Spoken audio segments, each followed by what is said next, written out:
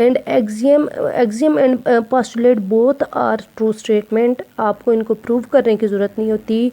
इनमें डिफरेंस ये है, postulate is a geometrical statement while axiom related to any branch of mathematics.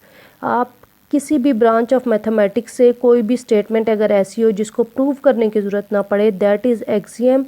And जो सिर्फ ज्योमेट्री से रिलेट करे, दैट इज़ पोस्टुलेट।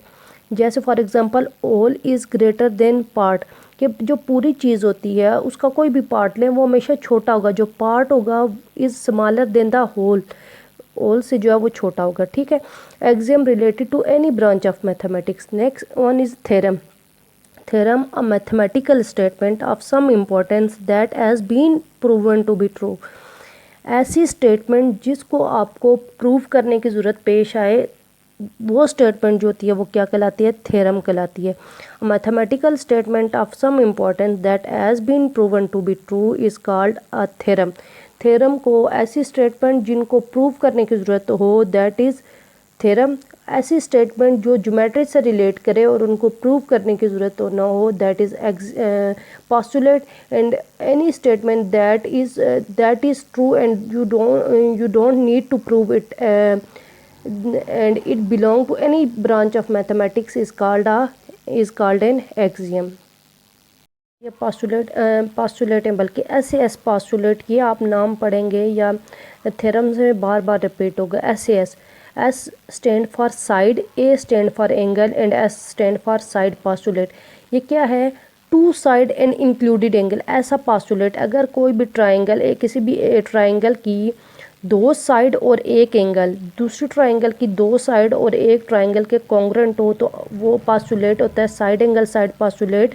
तो अगर ये पास्टुलेट अगर वेरीफाई कर जाए किसी दो ट्राइंगल पे, तो आप कहते हो बोथ ट्राइंगल आर कॉन्ग्रुएंट। इसका मतलब क्या है कि दो साइड्स हैं और एक उनका इंक्लूडेड एंगल है। दो साइड और इंक्लूडेड एंगल का क्या मतलब है, फॉर एग्जांपल अगर आपकी साइड है ए बी और दूसरी साइड है बी सी। ए बी और बी सी में जो एंगल इंक्लूड हो रहा है, दैट इज़ एंगल बी। अगर ए बी और बी सी किसी भी दूसरे ट्राइंगल के करस्पॉन्डिंग साइड्स के कॉन्ग्रुएंट हो और उनका इसका एंगल बी और उस ट्राइंगल का जो भी एंगल होगा करस्पॉन्डिंग, अगर वो कॉन्ग्रुएंट हो, तो हम कहते हैं इसको कहते हैं साइड एंगल साइड पास्टुलेट। तब दोनों ट्राइंगल क्या होंगी, congruent. Side double S A postulate क्या होता है कि two side and one angle and angle is excluded. जैसे कि अगर आपके पास ए बी एक साइड है और बी सी है, तो इनके जो एक्सक्लूडेड एंगल हैं वो होगा एंगल ए और एंगल सी। ये एक्सक्लूडेड एंगल हैं, ये इनमें इंक्लूड नहीं हो रहे, ठीक है। ट्रिपल एस का मतलब है ऑल साइड्स आर कॉन्ग्रुएंट। और ए एस ए क्या है, two angles and one side is included. दो एंगल, फॉर एग्जांपल अगर आपका एंगल है ए और एंगल है सी, तो इनमें जो साइड इंक्लूड हो रही है that is a C.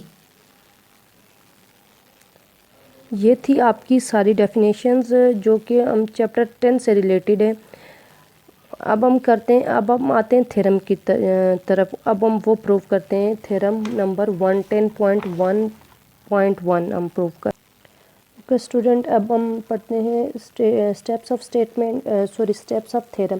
Theorem के जो स्टेप्स होते हैं, नंबर 1 स्टेप होता है डायग्राम। जो आपको स्टेटमेंट गिवन होती है उसको देख के वहाँ से आपने डायग्राम बनानी होती है या अपनी फिगर बनानी होती है। नेक्स्ट वन इज़ गिवन, वहीं से स्टेटमेंट से आपने गिवन लिखना होता है और प्रूव भी आपने जो आपने प्रूव करने जा रहे हैं वो लिखना होता है।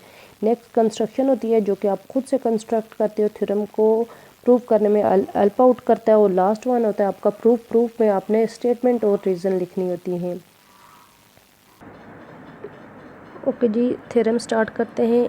In any correspondence of two triangles, सबसे पहले देखें दो करस्पॉन्डिंग ट्राइंगल्स हैं, दो करस्पॉन्डिंग ट्राइंगल्स हैं। ये डायग्राम अब आपको पता होना चाहिए कितने ट्राइंगल्स हैं, दो। अच्छा, एक चीज़ जो यहाँ पे ओके जी, जो सबसे इम्पॉर्टेंट चीज़ है वो ये है करस्पॉन्डेंस ऑफ टू ट्राइंगल्स की यहाँ पे बात हुई है। सबसे पहले आपको यहाँ पे देखना है टू ट्राइंगल्स का वर्ड यूज़ हुआ है, यहाँ पे कोई स्पेसिफिक ट्राइंगल का नाम नहीं है।